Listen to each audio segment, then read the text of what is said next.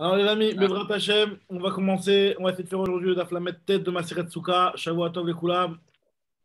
C'est une des plus grosses sougiotes en rapport avec la Shemitah, avec la Shvit, qu'on va étudier aujourd'hui. Bon, on va déjà terminer la première partie qu'on n'avait pas terminée hier. Et vous allez voir la prochaine Mishnah, qui est dans le Daf Lamed Tête Amoud Aleph. C'est une des Mishnahs les plus importantes par rapport au tout le Inyan de faire du commerce avec les fruits de la Shvit. Comment ça se passe, à partir de quand les fruits de la Shvit enfin, comment déterminer quel est le fruit qui fait partie de la Shvit, quelle catégorie de fruits sont concernés par la halakha de Shvit. On verra toutes ces choses-là aujourd'hui, Bezrat Hashem. Entre aujourd'hui et demain, c'est les deux sugiotes les plus grosses. Ok, t'as avec nous, Hachar, c'est bon? Ok. Si Hachar il est là, c'est bon, Johan aussi. Je vais juste leur dire sur le groupe qu'on a démarré, histoire de dire pas, on démarre. On démarre. Voilà. Maintenant, on a démarré. Voilà, très bien. Super. Donc voilà, donc je reprends juste là où on s'est arrêté hier, Daflametret, Amoudbet, on s'est arrêté, Baou, Mine, Mirabi, Chia, Baraba. Alors vous vous rappelez hier, on avait parlé du sujet du Hallel.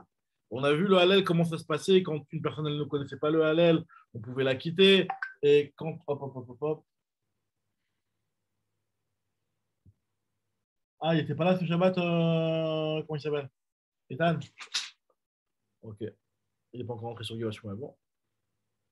D'après, j'ai fait vite pour lui, mais bon. Alors, on y va, c'est parti. Alors, en tout cas, on avait vu hier comment ça se passait pour le Hallel, quand on répondait Alléluia pour s'acquitter, ou on répondait Amen, c'est l'équivalent du Amen, ou alors quand on commençait une partie et on terminait la deuxième partie de la phrase. On avait dit que la première partie de la phrase, on était acquitté grâce à la halakha de Shomea Keone, la fameuse halakha de Shomea Keone, en réalité, qui permet à une personne de s'acquitter en écoutant seulement, même si on n'a pas prononcé le texte de la tefila en question. D'accord? Même si on n'a pas prononcé le texte de la tefila en question, on est acquitté grâce à la lacha de Shomea Keone, c'est un très grand chidouche que la Torah a donné, qu'on est acquitté Beshmia. Après, bon, Stam, c'est intéressant sur ce lien-là de Shomea Keone, maintenant qu'on en parle. Il y a un grand victoire dans les Acharonim. Le Chavonish, il rapporte ça dans l'un des premiers simanim du Sefer, sur le lien de Shomea Keone. Comment comprendre cette notion-là de Shomea Keone? Est-ce que la Torah elle a donné un chidouche, elle a dit voilà, celui qui écoute, c'est comme si qui prononce Shomea Keone. Tu écoutes, c'est comme si tu prononces. Ou alors, la Torah elle a dit de la même façon que tu peux t'acquitter en prononçant, il y a une autre façon de s'acquitter qui s'appelle écouter. Shomea Keone, c'est-à-dire que le din de celui qui est Shomea, c'est comme une personne qui est honnête et qui prononce le truc. Qu'est-ce que ça change comme ci ou comme ça? Par exemple, il y a des halachot où, par exemple, Birkat Kohanim, il y a un halachot de Birkat Kohanim, il faut que ce soit Bekol Ram, que le Kohen doit le faire Bekol Ram. Alors, un Kohen qui n'a pas la force de parler, est-ce qu'il pourrait s'acquitter Beshomé à Keone? Ce serait comme si que c'était lui qui a prononcé. C'est comme si c'était lui qui a prononcé. Alors, ok, Shomé à Keone, c'est comme si c'est lui qui a prononcé. Mais est-ce que ça s'appelle qu'il a prononcé Bekol Ram ou pas? Alors, si on dit que finalement, grâce à la lacha de Shomé à Keone, je suis exactement comme celui qui a parlé, bah oui, si l'autre il a fait Bekol Ram, toi aussi, ça s'appelle que tu as fait à voix haute. Par contre, si on dit que tu as écouté, alors là, tu as écouté, tu n'as pas la condition qui était importante pour la Birkat Kohanim d'avoir fait Bekol Ram. Bon, c'est une des nafkaminot, il y a beaucoup d'autres nafkaminot par rapport à Pessah. Bon, bref, il y a un Chavanish très intéressant sur ça, une discussion entre le Chavanish et le Bet Alevi. En tout cas, pour revenir à la Chad de Shomea Keone, ici, nous dit la Gemara, Ba'e mine, Ba'u mine mirabichia baraba. Shama velo ana. Une personne qui a écouté mais qui n'a pas répondu Amen. Il a écouté une bracha, il n'a pas répondu Amen. Est-ce qu'il est acquitté ou est-ce qu'il n'est pas acquitté? Hein, alors vous connaissez là, ça, on avait déjà vu ça dans Brachot, mais là on le revoit encore une fois. Amarleu Chakima, il lui a répondu, Rabbi Chia Baraba, il lui a répondu Chakimaya, Sifraya, Resheama, Vedarshaya, Amru Shama Veloana Yatsa.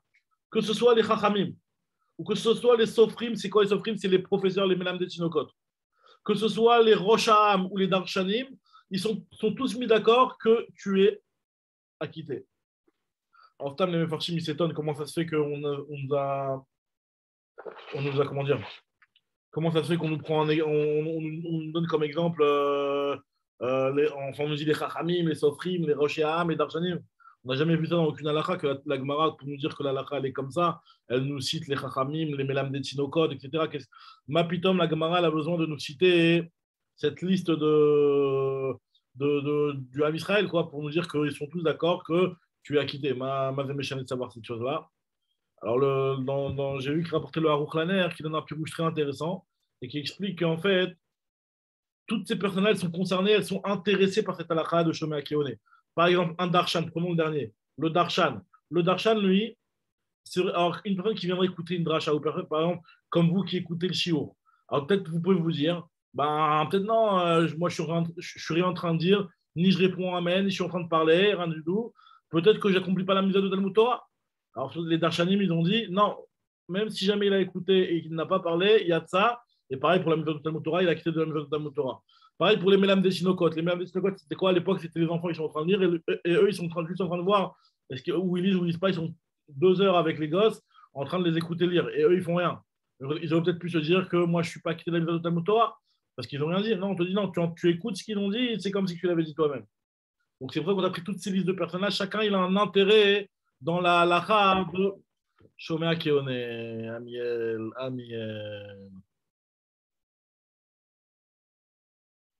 Voilà, le voilà. Heureusement que tu es là, Amiel, c'est toi qui fais le résumé ce soir. Baruch haba b'shem Hashem. Non, Motzei Shabbat, c'est moi, on a dit. Il n'entend pas. Amiel, Baruch haba. Ne lui dis pas, dis-lui que c'est toi, c'est lui. Baruch haba, Amiel. Shalom, Ouvracha. Baruch haba b'shem Hashem. Vous avez commencé? On vient de commencer. Amiel, tu fais juste la partie vite, tu fais le résumé. Comme ça, cette année, tu vas pour acheter les trucs, tu vas flipper pour acheter les trucs. Amiel, t'inquiète pas, c'est moi qui fais le Motzei Shabbat, c'est moi qui fais le résumé. Ah, et Baruch Shem. Je viendrai que Motzei Shabbat alors. Alors, en tout cas, voilà, donc pour revenir à ce qu'on était en train de dire, là on est en train de voir si quelqu'un il a entendu une bracha ou il a entendu une tfila, il n'a pas répondu Amen. Est-ce qu'il est yotze ou pas? On en est à Daf Lametret Amoudbet au milieu de la page. Lametret Amoudbet au milieu de la page. Donc on a lu Baoumine. Baoumine, ils lui ont demandé Shama Velohana Maou. Alors ils ont répondu les Chachamim, les Darshanim, etc. Ils ont tous répondu Teyotse. Là j'étais juste en train d'expliquer que pourquoi on nous a pris tous ces cas-là, parce que les Darshanim, comme ceux qui les écoutent, ils ne sont pas en train de parler, donc ils auraient peut-être pu croire que tu n'es pas en train de faire la mise de Talmud Torah. Kamashmalan, que ceux qui écoutent, c'est comme si qu'il avait parlé, c'est comme si qu'il avait fait. Très bien. Itmar Nami, Amar Rabbi Shimon ben Pazia, Rabbi Yoshua ben Levi, Mishum Bar Kapara, Minaïn le Shomei Keone. D'où connaissons cette halakha-là? Shomei Keone. Amiel, tu as déjà entendu ce principe-là? Shomei Keone, c'est celui qui écoute, c'est comme si qu'il avait fait. Tu t'acquittes. Ouais. Tu t'acquittes d'une bracha par quelqu'un. Quand le vendredi soir, le kidouche, c'est un. Mais on répond Amen quand même. Ah, c'est quoi? On répond Amen. On répond Amen. On répond Amen. Là, on est en train de nous dire que même si tu n'as pas répondu Amen, t'es yotze. Amen, t'es yotze. Même si on répond Amen, t'es quand même yotze. Mais il faut répondre Amen. Vadaï que les khatrés, il faut répondre Amen. Alors, Dirtiv, Minaïn Shomei Keone, Dirtiv, comme c'est marqué dans le Passouk, on apprend ça dans le Passouk dans Melachim. Alors, c'est très intéressant. Là-bas, on parle. Alors, comme c'est connu, comme la fin du Sefer Melachim, il parle des derniers rois, donc, et avant le Khurban Bet Hamikdash. Et parmi les derniers rois, il y avait Ménaché. Ménaché, c'était un roi qui était un Racha Gamon, d'accord? Après, il a eu un fils, Amon, je crois qu'il s'appelle comme ça, ouais. Et il était aussi Racha. Et donc, ils ont fait des sales trucs, etc. Bref, ils ont un petit peu fait régresser le Ham Israël. C'était des Rechaim Gomourim. Après, il y a Yoshiyahu qui est venu, et Yoshiyahu, c'était un tzaddik, Wasat Yashar Ben Hashem. Il a marqué qu'au moment où il a pris son poste quoi, d'être roi, il a voulu un petit peu refaire du céder et remettre les choses en place, et il voulait voir à quel endroit il pouvait être mitrazek. Il a marqué qu'ils ont commencé à chercher, etc. Et à un moment, il y a Shafan, si je ne me trompe pas, c'est Shafan, comme ça, on va le dire, ouais. C'est Shafan, le sofer, qui a trouvé un Sefer Torah qui était le Sefer Torah de Moshe, que Ménaché avait caché. Et dans ce Sefer Torah, il était ouvert à la paracha de Kitavo. à la paracha des Tochachot. Il y a marqué qu'il y a un peuple qui va venir, qui va vous renvoyer de votre terre, etc. Alors, Shaphan, il est venu voir Yoshiyahu. Ah non, c'est pas Shaphan qui l'a trouvé, c'est Chilkiyahu qui l'a trouvé. Chilkiyahu qui a trouvé ça. Il est venu, il l'a emmené à Shaphan, si je ne me trompe pas. Attends, je vois dans le passouk. Bam, bam, bam, bam, bam. C'est ça. Il y a Chilkiyahu qui a trouvé, et en fait, et qui a emmené ce Sefer-là. Et Shaphan, il a lu ça. Hein. Il a donné le Sefer à Shaphan. Il lui a dit regarde où le Sefer était ouvert. Il lui a montré. Et Shaphan, qui était le sofer de Yoshiyahu, le scribe du roi, il est venu, il lui a lu. Il lui a dit voilà où le passage est ouvert. Donc il était en panique. Qu'est-ce qu'il a fait Yoshiyahu? Il a envoyé à Hulda Nevia. Il a envoyé à Hulda. Il lui a dit voilà, ma Osim. Hulda, c'était une des prophétesses, d'accord? Et il lui a dit qu'est-ce qu'on fait? Et il a marqué que Hulda lui a dit si c'est marqué, c'est que ça va arriver. Mais comme toi, tu vas sur le bon chemin, ça n'arrivera pas de ton vivant, ça arrivera du vivant de ton fils. Donc c'est pour ça que le Khurban Abayit, il n'est pas arrivé du vivant de Yoshiyahu. En tout cas, dans les psukim, là-bas, il y a marqué que Yoshiyahu, il dit que c'est. Alors regardez dans les mots. Là, on va mieux comprendre les psukim. Là, on cherche à apprendre, d'où on sait que quelqu'un qui a entendu, c'est comme si qu'il avait lu lui-même. D'où on sait que Shomea Keone, Dirtiv, il y a marqué concernant le Sefer Torah que Chilkiyahu, il a trouvé. Chilkiyahu, c'était le Kohen. Donc il a trouvé sur le Beth Amikdash. D'où on sait que Shomea Keone, il y a marqué alors je suis avec la correction, j'ai une correction là. Et kol divrei sefer asher kara melech Yehuda, les paroles du livre qu'a lu le roi de Yehuda.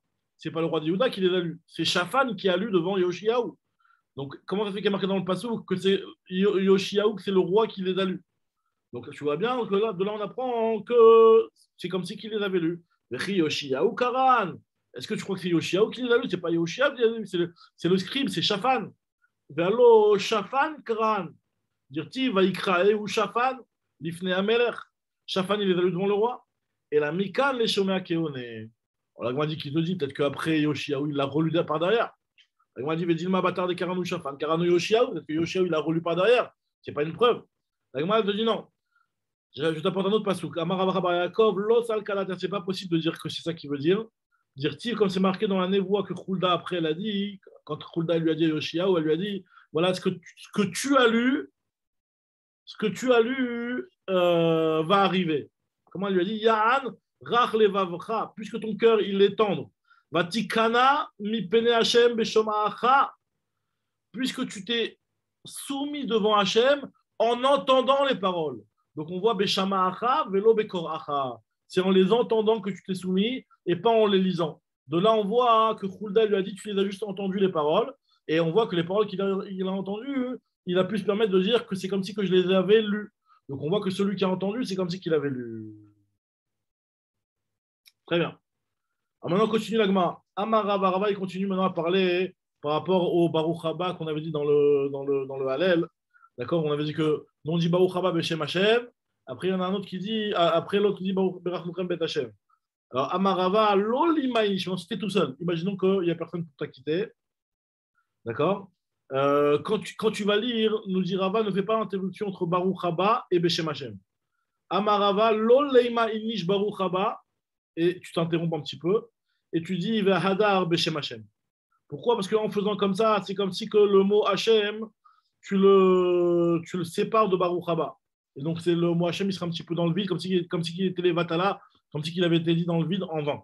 Donc c'est pas bien, il faut dire Baruch Haba Beshem Hashem, Beneshima. Mais attends une minute, quand on est plusieurs, on est d'accord qu'il y en a un qui dit Baruch Haba, il y a un qui dit Beshem Hashem. Et ça ne s'appelle pas comme si c'était coupé. Parce que le fait que vous êtes deux, qu'il y en a qui parlent, il y en a un qui répond, donc on voit le kécher entre les deux. Par contre, quand tu es tout seul et que tu fais une interruption, c'est comme si tu veux. Là, ça ne sait pas plus. Tu as raison, c'est vrai qu'à deux, on aurait peut-être pu aussi dire la même chose. Mais là à deux, il n'y a pas. Tu es obligé d'avoir une interruption pour passer de l'un à l'autre, forcément. Mais là, tu aurais pu faire enchaîner et toi, tu t'es arrêté. Donc là, c'est pire. Alors là, je vais la phrase de Rav Safra, on ne va pas la lire tout de suite parce qu'elle est entre parenthèses, mais en réalité, elle est rapportée dans la suite de la Gemara, la phrase de Rav Safra. Vous allez voir juste après le Amen Yeshem et Rabba. Donc la Rava continue, il dit la même chose pour Amen Yeshem et Rabba. Regarde. Amar Rava, Lol Leima Inish, un homme ne doit pas dire quand il fait le Kaddish, quand il répond au Kaddish, Yeshem et Rabba, et s'arrêter un petit peu et après dire Mevarach. Pourquoi il faut dire Yesheme Rabba Mevarach en même temps d'un coup. Et là, Yesheme Rabba Mevarach. Alors là, le problème, ce n'est pas un problème de Shem Hashem qui est en vide, parce qu'il n'y a pas de Shem Hashem, mais c'est un problème, comme ce qu'il explique le Mefarshim. C'est comme si il y avait deux dieux. Si tu dis Yesheme Rabba, il y a Mevarach, quelqu'un d'autre qui est Mevarach. Alors,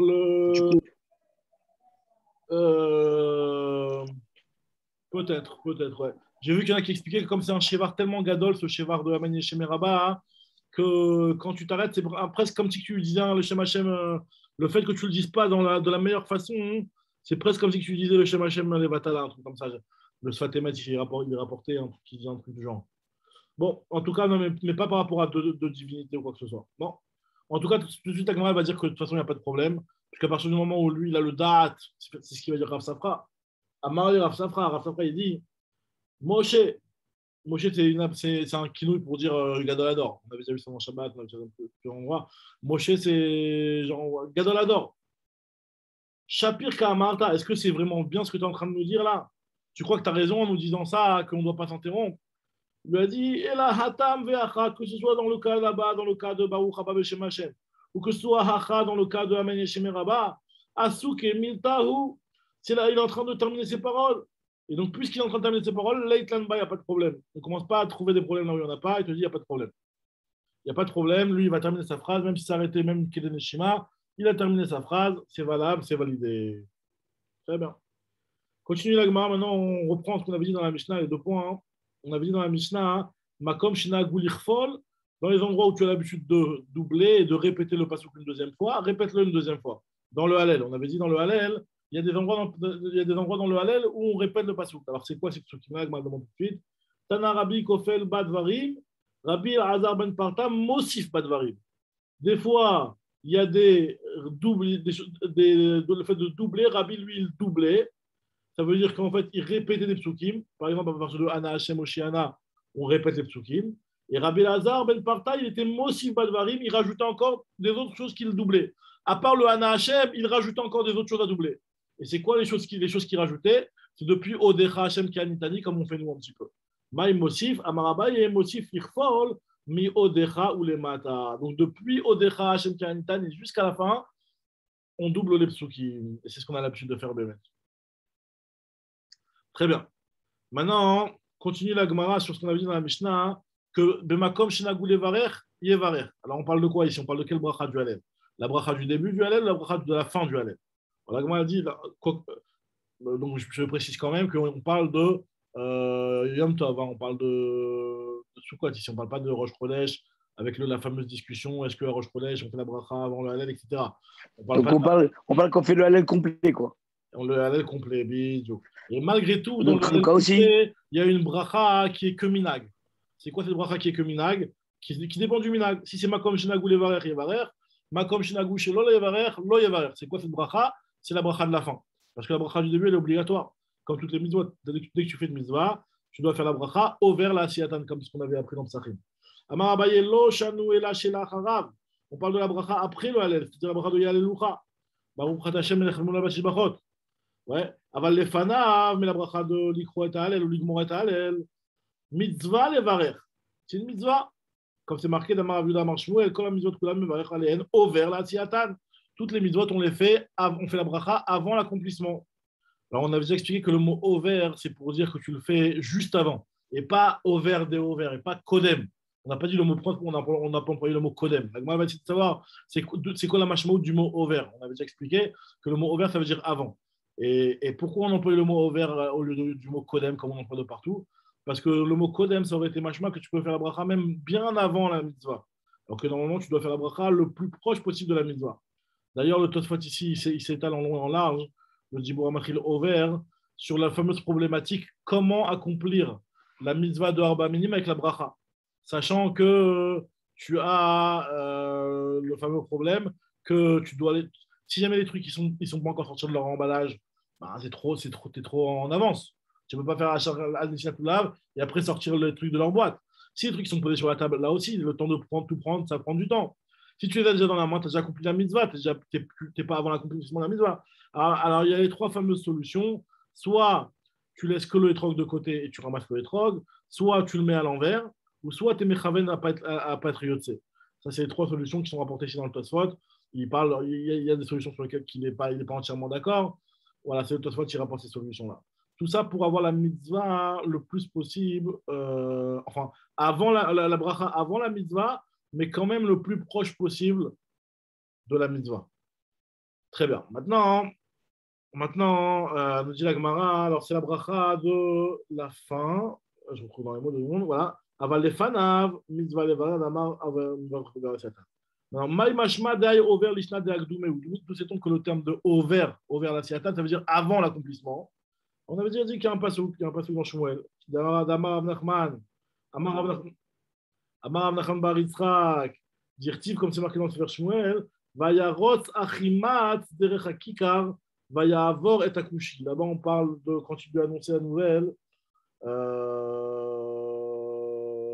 Quand Yoav ben Tserouya, il a envoyé le Kushi pour dire à David qu'Avshalom il était mort. Il y a marqué que le Kushi a pris un petit Éthiopien ou un petit, je ne sais pas qui, un coureur un gros sprinter comme ça. Et il y a marqué que Achimat, il a couru, il a dépassé le Kushi. Il a dépassé pour lui-même annoncer la nouvelle à David. Donc il y a marqué le lachon de Vayavor. Vayavor, c'est-à-dire qu'il a devancé, il a dépassé.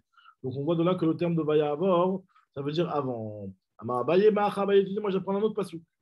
Du passage que vous faites, il y a marqué Veu Avar Lifnehem. Quand Yaakov il est passé devant tout le monde pour s'apprêter à rencontrer Esav, pour lui donner les cadeaux, il y a marqué qu'il a tout été méchalé quand j'étais Machanot. Il y a marqué que Veu Avar Lifnehem, il est passé devant eux. Donc on voit que le mot Avar, ça veut dire devant. Autre mécor, Veiba et Tema, mais Acha, va y avoir Malkam Lifnehem, va Hashem Berosham, il y a marqué dans Sefer Micha, hein, au moment de la Géoula, il y a marqué que lorsque les Israël vont revenir de la Galoute, leur roi, le Melech HaMashiach, va les devancer. On va y avoir Malkam Lifnehem. Leur roi, donc le Melech HaMashiach, sera devant eux. Il y a marqué donc le terme de Vayavor et Hashem Berosham, et Hashem sera à notre tête. Très bien, donc on a terminé cette Mishnah. Maintenant, on va commencer une Sugia en rapport avec la Shemitah, Sugia de Shvit. Alors, quel est le rapport avec la Shvit et les Arba Minim? Vous allez voir tout de suite. Donc, imaginons, on nous dit la Mishnah. Regardez ce que nous dit la Mishnah. Quelqu'un qui va acheter un Lulav, Michavero, Bashvit, comme cette année. Imaginons cette année, tu vas acheter ton Lulav chez quelqu'un qui est un Amaharet, comme c'est remarqué dans les Mefarshim, quelqu'un qui a un Amaharet, qui ne connaît pas les halachot, et donc tu ne sais pas exactement qu'est-ce qu'il a fait, qu'est-ce qu'il va faire avec l'argent que tu vas lui donner. Alors, en soi, d'aller acheter des Arba Minim, tu as le droit, tu en as besoin, tu as le droit. Maintenant, on sait qu'on n'a pas le droit de faire du commerce avec les fruits de la Shemitah. Les fruits de la Shemitah, on n'a pas le droit de faire du commerce. Il y a marqué que les fruits de la Shemitah, hein, tu peux les manger. Donc, je parle des fruits, hein, je ne parle pas des légumes, je ne parle pas d'interdiction des rabananes, je parle des fruits. Les fruits, tu peux les manger, mais tu ne peux pas les brûler. Tu peux les manger, mais tu ne peux pas en faire du commerce. Les ochla, velo les schora. Ils ont été donnés pour que tu puisses les manger, mais pas pour que tu en fasses du commerce. D'accord? Donc, il y a une interdiction d'en faire du commerce. Maintenant, après, peu importe, est-ce que celui qui est en face de toi, il est en train de faire du commerce, ou alors il avait juste un Lulav en plus et il veut te dépanner. S'il veut te dépanner, ça ne veut pas qu'il est en train de faire du commerce. Tu peux lui acheter, il n'y a pas de problème. Lui, il a eu des frais pour l'obtenir ou pour l'emmener jusqu'ici. Donc, il peut te faire payer. D'accord. Maintenant, le problème, il est comme ça, c'est que quand tu vas lui donner de l'argent, le problème, il est que l'argent que tu donnes en échange d'un fruit qui a une kedusha de Shevit, parce que les fruits de la Shemitah, hein, quand ils poussent de la terre, ils ont une kedusha. Une kedusha que tu ne peux pas les abîmer, tu ne peux pas les jeter, il faut attendre qu'ils pourrissent pour pouvoir les jeter. Toutes ces choses-là, ils ont une kedusha pour que tu puisses manger. Non, mechila. Donc, quand tu vas acheter quelque chose qui a une kedusha de Shevit, l'argent que tu vas donner en échange, lui-même, il va être contaminé, enfin, il va lui-même attraper la kedusha de Shevit. Ce qu'on appelle Shvit Tofeset et Damea. Les pièces. Mais ce n'est pas un Gdusha pour le Bet Amikdash, ça, non? C'est un Gdusha pour les pauvres. Ce n'est pas une Kedusha du Bet Amikdash, mais c'est une Kedusha qu'on doit respecter quand même. C'est une Kedusha qu'on doit respecter, tu ne peux pas profaner. Celui qui prend les pérodes de Shvit et qui qui se comporte avec elles en les jetant, en les abîmant, etc., eh ben, c'est une avéra. Il ne respecte pas ce qu'il y a dans la Torah, que les fruits t'ont été donnés pour que tu puisses les manger et pas les FCD. Il y a marqué Et le but, c'est quoi? De donner aux pauvres, non? C'est pas ça le but? Non, non, non. Alors justement, il y a plusieurs parties dans la Shemitah. Le donner au pauvre, c'est celui qui a un champ. Celui qui a un champ. Celui qui a un champ, il doit abandonner son champ. Et son champ, il est pas que pour les pauvres, il est pour tout le monde. C'est pas que pour les pauvres. C'est pour tout le monde. Ah, d'accord. Il est FKR. Il est FKR. Il est FKR. N'importe qui pendant la Shemitah, il vient dans ton champ et il peut manger des pérottes. Tu ne peux pas l'en empêcher. D'accord, ok. Après, donc, mais par contre, les fruits qu'il y a dans ton champ, ils ont une kedusha. Ils ont une kedusha de Shevit. Maintenant, toi, tu as des fruits dans ton champ. Tu ne peux pas les vendre. Maintenant, tu vois qu'il n'y a personne qui est venu les ramasser et tu as plein de fruits. Et qu'ils vont s'abîmer. Chaval. Donc, qu'est-ce que tu fais? Tu demandes à un petit Philippin, tu lui dis, vas-y, va me cueillir les fruits. Et je te paye comme ça, moi je vais les distribuer aux gens. Maintenant, après, tu vas les distribuer, mais tu n'es pas un pigeon, tu as payé le petit Philippin, tu l'as payé. Alors, tu vas faire payer le hot. D'accord? Tu as le droit de faire ça. Ah, il faut que ça te coûte, tu as le droit de le vendre au prix du Philippin qui t'a attrapé. Voilà, tu n'as pas le droit de faire du business, tu n'as pas le droit de faire de la srora quand on parle de gagner de l'argent avec, tu n'as pas le droit. Tu n'as pas le droit de gagner de l'argent avec, tu n'as pas le droit de gagner de l'argent. Maintenant, après, si tu veux gagner, après, bon, il y a des techniques, si tu veux gagner de l'argent, tu veux plutôt te transformer en intérim de manpower de Philippins. Et donc, tu veux vendre la main-d'œuvre du Philippin, donc tu vas faire une plus-value sur la main-d'œuvre du Philippin. Bon, il y a des moyens de rajouter des petites sommes à droite à gauche. Mais en tout cas, en gros, l'idée, c'est que tu n'as pas le droit de faire du business et de faire du bénéfice sur les fruits de la Shemitah. Maintenant, le problème, il est comme ça. Le problème, il est que toi, tu vas venir voir ton type là qui veut vendre l'herbe à minime. Tu dis voilà, moi, je veux bien te les acheter. Ok, j'ai besoin d'herbe à minime, je veux les acheter. Mais moi, l'argent que je vais te le donner, cet argent-là, il a une kedusha maintenant. Ça veut dire quoi cet argent-là, il a une kedusha? Ça veut dire que si maintenant, moi, qui ai reçu l'argent, imaginons, moi, je vends des herbes à minime qui sont shvid. Et je les donne à quelqu'un, et donc il me donne de l'argent. Il m'a donné 100 shekels. Et bien, ces 100 shekels, ils ont une kedusha de vide. Maintenant, moi, je vais au supermarché, j'achète de la viande. La viande, elle devient elle-même kedusha de vide. Après, la kedusha, elle passe des pièces au ochel, du ochel aux pièces, du ochel à l'autre ochel, etc., etc. C'est-à-dire que finalement, à partir du moment où la kedusha, elle est passée sur les pièces, la kedusha, après, elle peut être transposée sur toutes les choses que je vais acheter avec ces pièces-là. D'accord? Par contre, les fruits de base, eux, ils restent kadosh. C'est ça la différence entre le fruit lui-même qui va rester kadosh, même si je vais acheter avec de l'argent. On ne va pas dire que la kedusha, elle va passer sur les pièces et elle va se quitter les fruits. Par contre, après, moi, ce que je vais acheter avec cet argent-là, hein, la kedusha, elle va quitter les pièces pour aller sur le ochel. Et si après, moi, je vends ce ochel-là, la kedusha, elle va quitter le ochel pour aller sur le deuxième ochel. La kedusha qui est sur le péri, elle reste à vie, tandis que la kedusha qui est passée sur les pièces et après qui va se transposer d'un fruit à un autre, celle-là, elle passe et elle quitte le fruit en fonction de quand tu vas la vendre ou pas. Bref. Maintenant, voilà, donc le problème, il est le suivant. Le problème est de savoir, quand tu as en face de toi un amaharet et que tu sais que cette personne-là, tu vas lui donner un billet de 100 shekels, et ces 100 shekels-là, hein, ils ont une kedusha de shvit, et donc tu ne sais pas si lui va respecter la kedusha de shvit. Il va s'acheter de la viande avec. Est-ce qu'il va faire la kedusha de shvit? Imaginons le type, il ne s'achète pas de la viande, il s'achète de la sape, il s'achète des baskets ou un truc comme ça. Il n'a pas le droit normalement. Tu ne peux pas. Il y a de la kedusha de shvit, il faut que tu le manges. Alors, soit tu es Serge Gainsbourg et tu fumes ton billet. Non, mais tu n'as pas le droit, ça ne peut pas que tu manges ton argent. En tout cas, il faut que tu le manges cet argent-là. Comment tu le manges cet argent-là? Tu dois aller acheter des fruits, tu dois aller manger des fruits, de la viande, mais quelque chose qui se mange. Tu ne peux pas acheter des vêtements avec. D'accord? Maintenant, tu ne sais pas sur la mer, qu'est-ce qu'il va faire avec. Lui, il ne va pas respecter ça, ça se trouve. Alors là, dans ce cas-là, on te dit que tu ne peux pas lui acheter. Pour lui acheter, il faut que tu fasses une magouille. C'est quoi une magouille? Il faut que tu fasses un moyen que le fruit de la juite, le étrog en question, il te le donne Bematana. Et quand il te donne Bematana, il n'y a pas de kedusha juite sur les pièces. Et en fait, toi, ce que tu payes que le loulav. Alors, tu vas me demander, mais le loulav, il n'est pas shvit. La Gemara, elle va poser cette question-là. On dit donc que le loulav, il n'est pas shmita, mais le étrog, il est shmita. Alors, on verra pourquoi. Parce qu'il y a des choses, les dates de la shmita ne sont pas exactement les mêmes pour les différents fruits, comme on verra juste après. Donc, comment ça se passe dans ce cas-là? Je lis la Mishnah maintenant. Juste s'il lui donne Bematana, de toute façon, sur quoi tu veux que ça tombe? C'est Khal, la Gdusha, c'est que sur le fruit. Si lui donne Bematana, il n'y a pas de Kedusha Tzvit sur rien du tout. Il n'y a pas. Il a le droit? Et si moi, à la place de Matana, je lui donne autre chose, même si c'est pas Béférouche, genre, moi, je lui donne le loulav. Ça veut dire quoi? Ça veut dire qu'en échange d'un étrog, tu donnes un loulav? Ouais, mais c'est pas Béférouche, genre, comme tu m'as passé le truc, moi, je te passe le loulav. Bah oui, bah, ça va C'est être. pas un échange. C'est pas un échange Béfourage. C'est genre une Tovatana. Alors, je sais pas exactement quoi pas mes fourrages, mais si on voit le rapport, ben, la douche, elle passe. Si on arrive à faire, C'est à quoi faire le le rapport? lien Ah, entre, donc, si on voit le rapport, ok, les c'est deux, ça la question. si on voit le lien entre les deux, entre le don de ton loulav et le don de ton étrog, la kedusha, elle passe sur l'autre chose. Maintenant, le lien il est comme ça. Donc, alokeach loulav michavero bashviit, notenlo etrog bematana. Faut que le type lui dise, c'est quoi? C'est la shmita, je ne veux pas te donner de l'argent contre ton étrog, tu me donnes bematana. Les filles chez En Rachai, les Lokro Bashvit. Tu n'as pas le droit d'acheter et tu n'as pas le droit de faire de commerce pendant la Shemitah. On a tout de suite expliqué. Imagine-toi, le type, c'est un pas très religieux, il ne veut pas te le donner. Il dit, ma putain, je vais te le donner pour Matana. Je ne le donne pas. L'oratzaliten lo matana. Maou, qu'est-ce qu'on fait s'il ne veut pas lui donner pour Matana? Alors, nous dit la Gemara, dans ce cas-là, ce qu'on fait, Amar Ravuna Mavlia led me etrog balulav.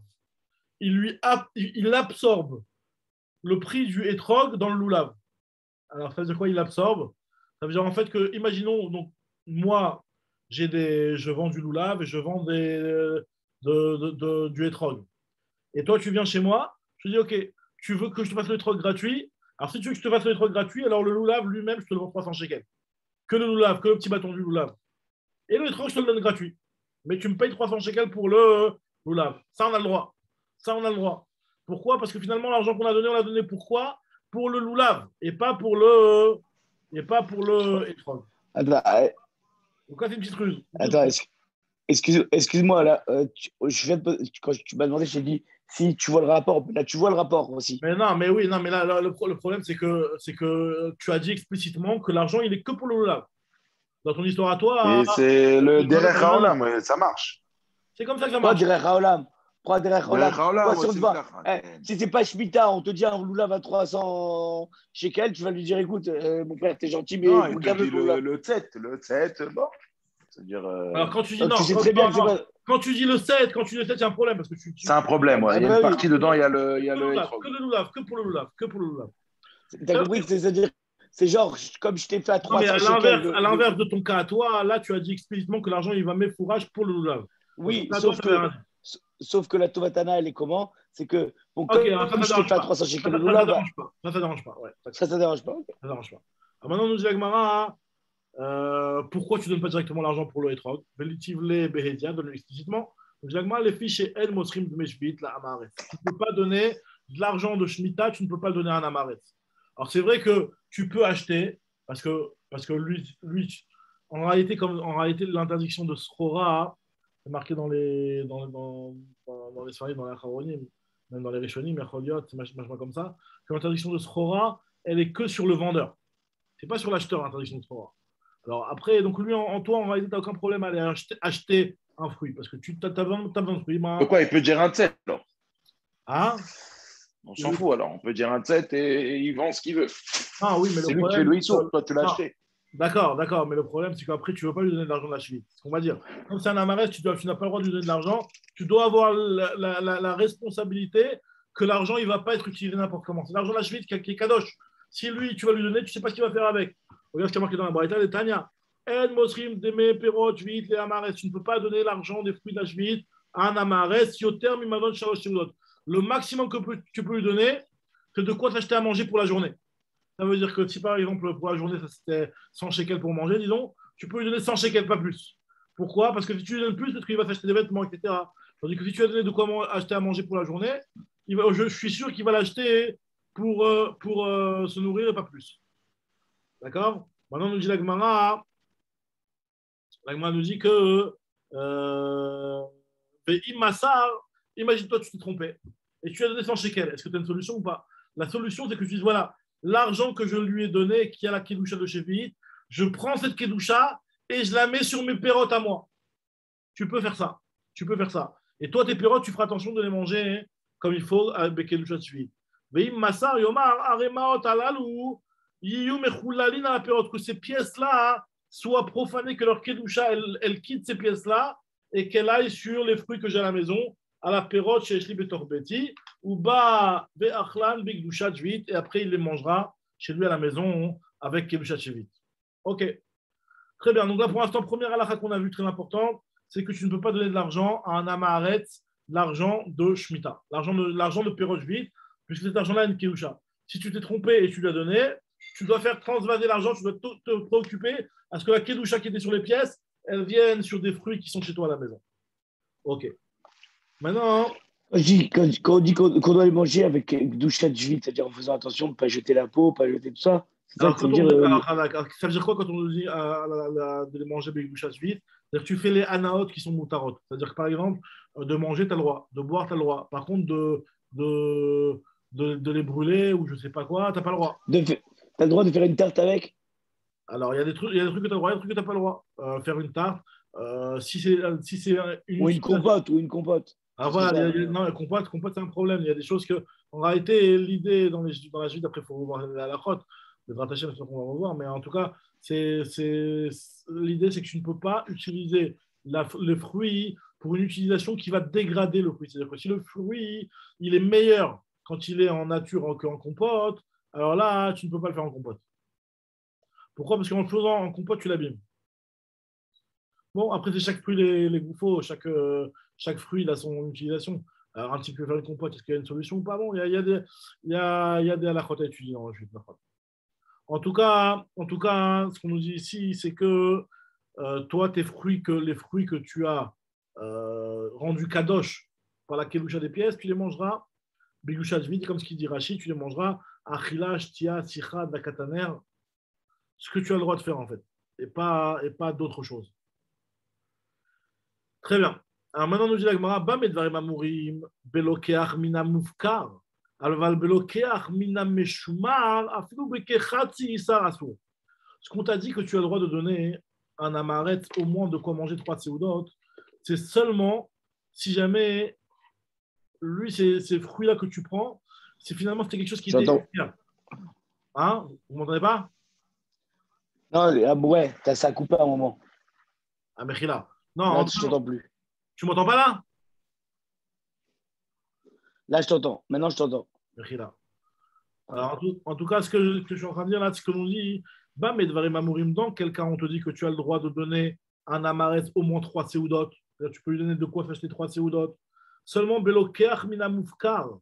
Si le type chez qui tu as acheté, tu sais qu'il t'a vendu quelque chose qui était FKR. Ça veut dire que lui, il t'a pris de son champ il était FKR, il avait rendu FKR. Mais personne n'est venu le chercher, donc il le prend, il le vend. D'accord? Ça, tu as le droit de lui donner le mazon de 3 seudot. Par contre, si jamais l'okeach minam meshumar, afilu bekechatzi isar asur.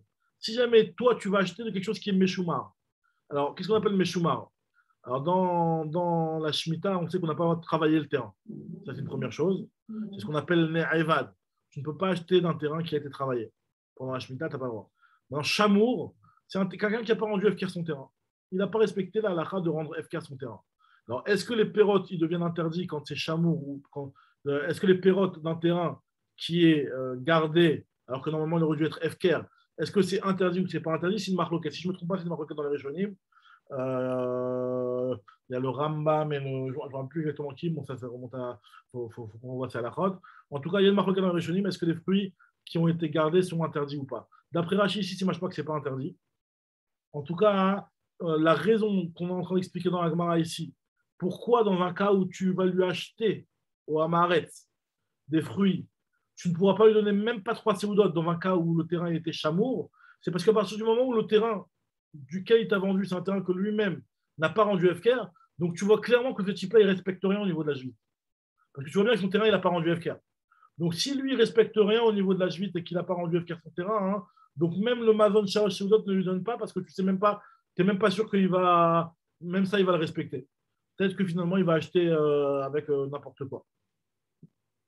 Afilou Kechatsi Issar, même de lui donner un demi de Issar, qui est une petite somme, eh ben, tu ne pourras pas lui donner, parce que tu ne sais pas comment. Je n'ai pas compris. Si j'achète un terrain qu'il n'a pas fait, il a travaillé, on n'a pas le droit de le racheter, même si on le met FKR juste après. Non, je ne parle pas du terrain. Je parle des fruits du terrain. Imaginons un type, il n'a pas rendu FK son terrain et il a des fruits. Ah, d'accord, ok. Il a des fruits. D'accord, c'est normal. Ces fruits-là, d'accord. Donc, ces fruits-là, ils sont tombés sourds. Maintenant, hein, comme ce type-là, il ne respecte rien au niveau de la Shemitah, donc toi, même de lui donner de l'argent stable pour qu'il s'achète une Shemitah, et c'est de l'argent de la Shemitah, tu ne peux pas lui donner.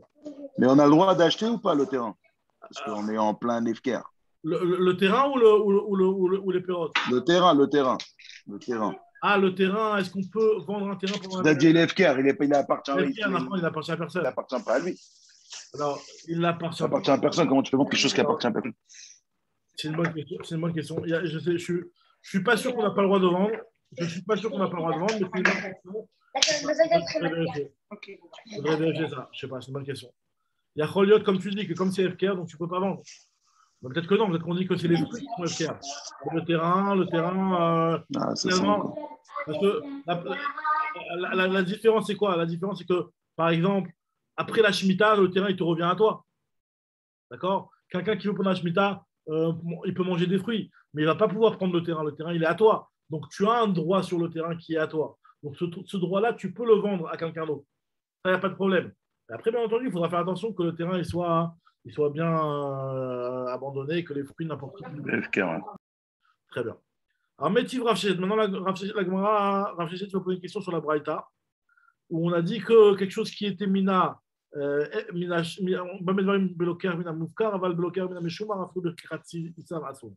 Métiv Rav Sheshet, regardez ce qu'il va demander Rav Sheshet. Mina Moufkar, Shalosh Seudot Vetulo, si jamais c'est un terrain qui est FKR. Et je vois que lui, ce qu'il me vend, c'est un terrain qui est FKR sur la Maharet. Je ne peux pas lui acheter plus que 3 Seudot.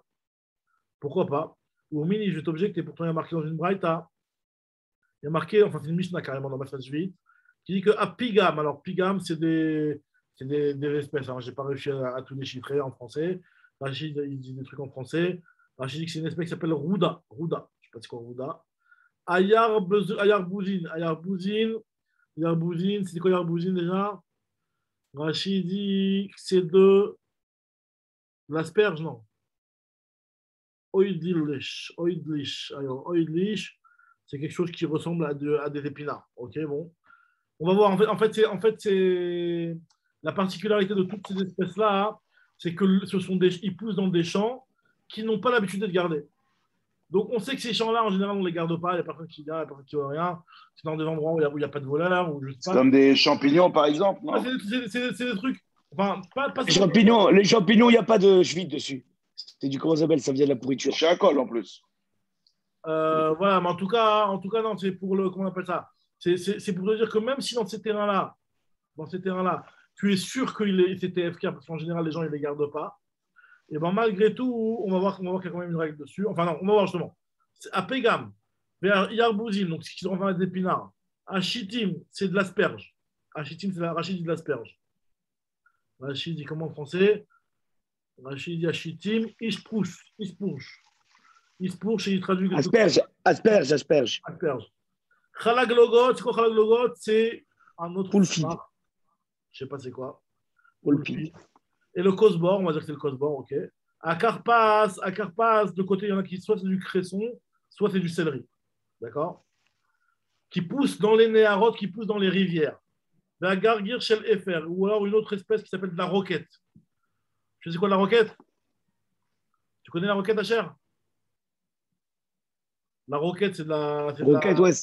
C'est comme de la chassa, c'est une autre sorte de chassa. Le cresson, la roquette, c'est tous des salades vertes là qu'on trouve chez les platos. Ils sont plein de bêtes d'ailleurs. Gargir chez la farce, c'est de la roquette, comme ça ils expliquent dans le métier. En tout cas, c'est un endroit, ce sont des choses qui poussent là où il y a du pâturage. Donc, ce n'est pas tellement gardé ces terrains-là. C'est pas Tourmina Maaser. Pourquoi c'est pas Tourmina Maaser? Parce que ça pousse dans des terrains qui sont FK. Même le reste de l'année, pas pendant la Shemitah, même pendant toutes les autres années, vu que ça pousse dans des terrains qui sont FK, on sait que quelque chose qui a poussé dans du FK, c'est pas Tourmina Maaser. Très bien. Et nous dit la Gemara, la Mishnah aussi, Venikrim Mikol Adam Beshvit, tu peux acheter de n'importe qui pendant la Shemitah, puisque tu peux être sûr qu'il n'y a pas eu de problème de chameau. Les fichiers Nishmar, en général, on. Quoi, même, ça veut dire même nous, là, la chassa et tout ça, là, on achète sans aucun problème. Alors, je ne sais pas si. Non, après, il faudra voir. De nos jours, je ne suis pas sûr. Ouais, différent. De nos jours, il y a des chats. Il y a des champs pour ça, mais a priori, à l'époque, c'était des Voilà. champs qui sont FKR, c'est le truc que les bêtes, elles mangeaient comme Exactement. l'herbe. Alors maintenant, voilà. Donc, maintenant, la question qui se pose ici, c'est que tu vois, ici, on t'a pas limité à 3 séoudotes. Donc, pourquoi tu me dis quelque chose de FK, c'est seulement 3 séoudotes? Alors, où motive là, où me faire avec là? Je dis non, en fait, il y a marqué là-bas, Birdeman, Chanou. Dans une braïta sur cette Mishnah, on a expliqué que c'est Birdeman. Man, c'est-à-dire de quoi se nourrir, de quoi avoir ses maisonnotes de la journée. Alors, Vechen Amar Bachana Marabi Yochanan, Birdeman Chanou. Ce qu'on a entendu, ce qu'on a autorisé à acheter comme pérote, c'est le mazon de 3 séoudotes. Man, c'est mazon de 3 séoudotes. Alors, d'où on sait que le mot man fait référence à mazon shalosh séoudotes. Marimashma de Ayman, Lishna de Maisonné, ou c'est la chambre de mazon. Dirtiv, Vayiman Laem Hamelech. Il y a marqué dans le Sphère Daniel que Vayiman, il leur a donné à manger le roi, ce qu'il avait besoin, etc. Donc là-bas, le verbe qui est utilisé, c'est Vayiman. Pourquoi que le Meler Bavel là-bas Alors, pourquoi on parle de Shalosh Seudat? Et moi, il me semble qu'à l'époque, tu faisais. De quoi être nourri pour une journée, de quoi tenir une journée. Ouais, mais à l'époque, la journée, c'était 2 Seudat, c'est que Shabbat, 3 Seudat, non? Razak. Pourquoi on dit Shalosh Seudat peut-être pour le Shabbat alors? T'as raison, pourquoi on dit Shalosh Seudat alors que non, c'est Shabbat, Shalosh Seudat. Bonne remarque, je sais pas. Je sais pas, faudrait vérifier. T'as raison. Shalosh Seudot, pourquoi on dit Shalosh Seudot? Bon, je vais bien dire si je peux regarder, je regarderai. Bonne question. Khadak, on continue. Regarde, on termine juste un petit peu sur ça. Continue l'agma. Yachi, maintenant on vient avec l'histoire du Lulav. Je comprends pas. Alors, s'il y a un problème de Shemitah, pourquoi il y a un problème de Shemitah que sur le Etrog et pas sur le Lulav? Même sur le Lulav, tu me dis que tu mets tout l'argent sur le Lulav. Mais même le Lulav, il y a un problème de Shemitah. Pourquoi il n'y aurait pas de problème de Shemitah sur le Lulav? Alors, je dis l'agma, Yachi Lulav Nami. Même sur le lulav, il devrait y avoir un problème de l'acheter d'un amaret. Puisque le lulav aussi, c'est le palmier, le dattier. Il y a un problème. On dit l'agmara, lulav barshit anichnas lashbiti. En fait, le lulav, il a principalement poussé la 6e année. Et donc, quand tu es en ticherie au début de la 7e année, il n'y a pas encore de problème de juif dessus. Alors, on va dire le etrog aussi, la même chose. Yachi etrog nami, même pour le etrog. Alors, pour la 8e année, ça veut dire, alors, la 8e année, c'est la 7e. Et voilà, tu as raison. Et pour la 8e année, effectivement, il y aura un problème, même sur le C'est la 7e alors, bon. Ouais. Non. C'est-à-dire que quand tu arriveras. Non, mais là, c'est juste, on essaye de découvrir pourquoi il y a un décalage entre les deux. Voilà, pourquoi il y a un décalage entre le etrog et le lulav. Donc, la Gemara, elle te dit, parce qu'on parle ici d'un lulav qui a grandi principalement la 6e année. Donc, il n'est pas encore Shemitah. La Gemara dit pourquoi le etrog, lui, les Shemitah aussi, il a grandi principalement la 6e année, le etrog. La Gemara dit non, le etrog, on va d'après le ramassage. On va d'après la lekita. Comme les légumes. En fait, tous les légumes, la Shemitah, elle se base selon le moment de la cueillette. Voilà, donc tu vois une autre halakha très importante de la Shemitah, c'est que par rapport à la halakha de Maaser, pareil pour le Maaser, on a besoin de savoir de quelle année fait partie le péri. Est-ce que le péri fait partie de l'année de la 2e année, de la 3e année, de l'année de la Shemitah? Attends, le etrog, c'est un prix, c'est pas un légume. Non, même si c'est un prix, il a la même règle que le légume et il est considéré comme Shemitah selon l'année à laquelle tu le ramasses. Pourquoi? Alors, il explique Rashi, parce que comme c'est un fruit qui a besoin de beaucoup d'eau, comme les légumes, donc il est comparé aux légumes.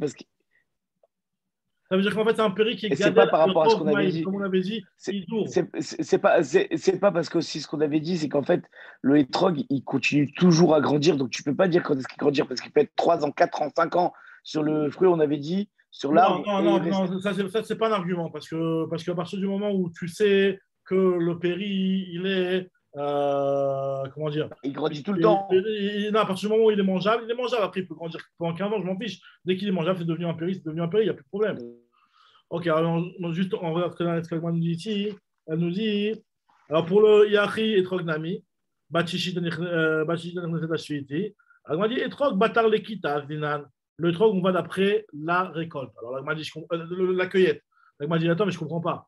Il y a deux avis que je connais dans la Mishnah, dans une braïta qu'on va citer tout de suite.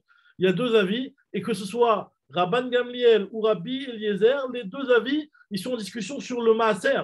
Mais la chevite, ils sont tous les deux d'accord que la chevite, on ne va pas d'après le moment de la cueillette, on va comme les autres fruits de l'arbre. C'est-à-dire à partir du moment de la chanata, du bourgeonnement. Et ça a bourgeonné dans la 6e année, le etrog. leur seule discussion est par rapport au maaser, mais pas par rapport. Le maaser, comme c'est des rabananes, pour le hétrog, qui est un pirot thaïlande, ce n'est pas la vigne ou quoi que ce soit. Hein. Donc, c'est que des rabananes, comme le légume qui est des rabananes. Donc, là-bas, il y a une discussion. Est-ce que c'est la cueillette ou c'est le bourgeonnement? Mais concernant la Shemitah, d'après tout le monde, c'est le bourgeonnement. Donc, je ne comprends pas comment tu peux me dire que ça va d'après la Lekita. C'est ce que demande l'Agma. Regardez dans les mots. Vea ben Rabban Gamliel ben Rabbi Eliezer, Leinyan Jvit, Betrog, Batal Khanataz, concernant la Jvit pour le Etrog, on va d'après le bourgeonnement. Maintenant, comme c'est dans une Mishnah dans Machal Bikurim, à Etrog, Shavé Lainan Bishlocha Drachim. Il y a marqué que le Etrog, il est comparable à l'arbre sur 3 halachot et aux légumes sur 1 halacha. Et la Yerek Bederech Echad. Alors, c'est quoi les 3 halachot où il est exactement comme un arbre? Shavé Lainan Bishlocha Drachim, les Orla, par rapport aux règles de Orla. Il a les règles de Orla autant que les autres arbres. Les Revailles, donc les Revailles, c'est la 4e année où il y a une Kedusha, donc dans la Orla, les 3 premières années, c'est interdit. La 4e année, il y a une Kedusha, il faut racheter. Si on veut le manger, c'est ce qu'on appelle Neta Revaille. Ben, il y aura aussi le Neta Revaille, donc c'est un petit peu la continuation de la première halakha. Et 3e chose, c'est les Shvit. Par rapport à la Shvita, il est comme un arbre. Le Etrog, il est comme un arbre. Et il est comparé aux légumes, donc quoi hein?